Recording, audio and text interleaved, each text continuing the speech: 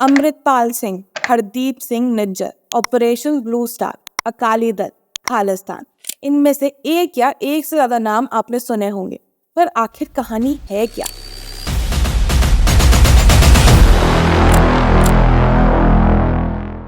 कौन है ये सब और चल क्या रहा है? चलिए जानते हैं आज की वीडियो में। कहानी की शुरुआत करते हैं 1820 से, जिस टाइम सिख एम्पायर के राजा थे महाराजा रणजीत सिंह। इसके बाद जैसे ब्रिटिशर्स पूरे भारत पे कब्जा कर रहे थे, वैसे ही 1846 में ब्रिटिश ने सिख एम्पायर कैप्चर कर लिया और उसी के साथ हरियाणा को भी उसमें शामिल कर लिया। लेकिन उस टाइम सिखों के पास कोई लीडरशिप नहीं थी और गुरुद्वारों को भी महंत कंट्रोल करते थे। फिर 1920 में शुरू हुआ अकाली मूवमेंट। अब अकाली मूवमेंट के साथ साथ प्रेशर आ रहा था SGPC यानी शिरोमणि गुरुद्वारा प्रबंधक कमेटी से, जिसने महंत्स को गुरुद्वारों से रिमूव कर दिया और खुद रेगुलेट करना शुरू कर दिया। SGPC और अकाली दल वर क्लोज अलाइज। फिर 1929 में होता है पूर्ण स्वराज मूवमेंट का डिक्लेरेशन, जिसमें मोतीलाल नेहरू इंडिया की सोवरेनिटी यानी पूर्ण स्वराज का डिक्लेरेशन करते हैं। और यहाँ सिख एम्पायर के सिखों को ये बात क्लियर हो गई कि जैसा उनका सिख एम्पायर था एनेक्सेशन से पहले, वैसा तो अब नहीं रहने वाला है। और यहाँ से सिखों की इनसिक्योरिटीज बढ़ने लगी। और फिर भारत में रिलीजन बेस्ड इलेक्टोरल सिस्टम की नींव भी रखी जा चुकी थी, जिसने इंडिया में कम्युनल डिवाइड को और भी बहुत बढ़ा दिया था।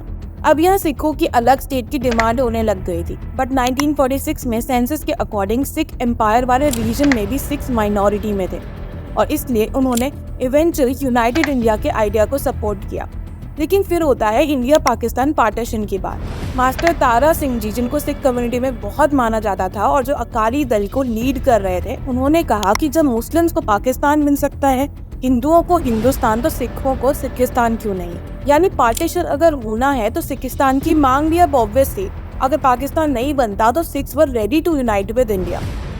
पाकिस्तान फॉर्म हो गया, लेकिन सिख्स जो कि आर्मी का एक सिग्निफिकेंट पोर्शन थे, जिन्होंने इंडियन फ्रीडम स्ट्रगल में एक मेजर कंट्रीब्यूशन दिया, उनकी अलग स्टेट की मांग को कंसिडर नहीं किया गया। एंड इंस्टेड नेहरू और गांधी जी ने सिख्स को ये अश्योर कर दिया कि सिख कम्युनिटी को एडिक्वेट प्रोटेक्शन मिलेगी और स्पेशल कंसिडरेशन भी। अब इसका बेसिस क्या था, किसे पता। अब इंडिया पाकिस्तान पार्टीशन का भी सबसे भारी नुकसान पंजाब और सिख कम्युनिटी को ही हुआ। 62% पंजाब का एरिया पाकिस्तान के पास था और 55% पॉपुलेशन थी। यानी सिख कम्युनिटी अब डिवाइड हो गई, फैमिलीज तबाह हो गई, भारी तादाद में लोग मारे गए, प्रॉपर्टी का भी लॉस हो गया। और इसी के साथ सिख कम्युनिटी की 150 से भी ज्यादा हिस्टोरिकल साइट और रिचेस्ट लैंड्स भी पाकिस्तान में चले गए। सिख्स जो उस टाइम माइनॉरिटी में थे, उनकी मोनोपोली ट्रांसपोर्ट सिस्टम, एग्रीकल्चर और इनफैक्ट आर्मी के प्रेफरेंशियल सिस्टम पे भी अब वीक पड़ गई थी। ऑब्वियसली सिख्स वर आउटरेज्ड और इसलिए सरकार ने 1948 में फॉर्म की पेप्सू यानी Patiala and east Punjab states union, जिसमें पंजाब के इंडिया वाले रीजन्स को रखा गया। लेकिन फिर 1956 में इनैक्ट किया गया स्टेट्स रीऑर्गेनाइजेशन एक्ट, जिसके बाद पेप्सू को डिसमेंटल कर दिया गया और इंडिया को लैंग्वेज के बेसिस पे डिवाइड करा गया। अब यहाँ वापस से दिक्कत ये थी कि हरियाणा में हिंदी स्पीकिंग पॉपुलेशन मेजॉरिटी में थी, जो कि चंडीगढ़ में पंजाबी स्पीकिंग, और इससे अराइज हुआ पंजाबी सूबा मूवमेंट। अकाली दल के और तारा सिंह की लीडरशिप में पंजाबी स्पीकिंग लोगों के लिए अलग से एक पंजाबी सूबा की डिमांड करी गई। टेंशन्स बढ़ गई और कई इंसिडेंट्स हिंदू सिख राइट्स के भी देखने को मिले। फिर 1960 से 65 के बीच काफी और इंसिडेंसेस हुए, जैसे मास्टर तारा सिंह आमरण अनशन पर चले गए और अकाली दल के कई मेंबर्स को अरेस्ट किया गया।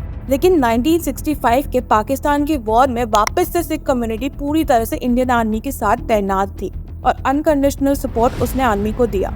As a response to this, Akali Dal की मांग मान ली गई और पंजाब को प्रेजेंट डे पंजाब, हरियाणा और हिमाचल प्रदेश में डिवाइड कर दिया गया। लेकिन अब बलि का बकरा बना चंडीगढ़, जहाँ 55% हिंदी स्पीकिंग पॉपुलेशन थी और इसलिए चंडीगढ़ को यूनियन टेरिटरी घोषित कर दिया गया और पंजाब और हरियाणा दोनों चंडीगढ़ को शेयर कर रहे थे। अब यहाँ होते हैं स्टेट इलेक्शंस, जिसमें अकाली दल बार बार मेजोरिटी से जीतता है, लेकिन इंटरनल कॉन्फ्लिक्ट्स के चलते काफी सालों तक अपनी 5 साल की टर्म कंप्लीट नहीं कर पाता है। पब्लिक प्रेशर आ रहा था, कांग्रेस को भी कहीं ना कहीं पॉलिटिक्स के लिए ब्लेम किया जा रहा था।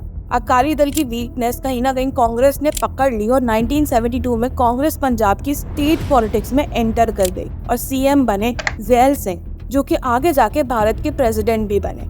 1973 में जब अकाली दल को अपनी वीकनेस का एहसास हुआ तो उन्होंने कई कमिटीज बैठाई, मीटिंग्स कंडक्ट करी और इवेंचुअली एक डॉक्यूमेंट निकल के आया जिसको आनंदपुर साहिब रेजोल्यूशन कहा जाता है। पर इसमें भी कुछ कंट्रोवर्सी, कुछ कंफ्यूजन हो गई, जिसकी वजह से कई बार इस डॉक्यूमेंट को रेडिकलाइजेशन के लिए वेपन की तरह यूज किया जाने लगा।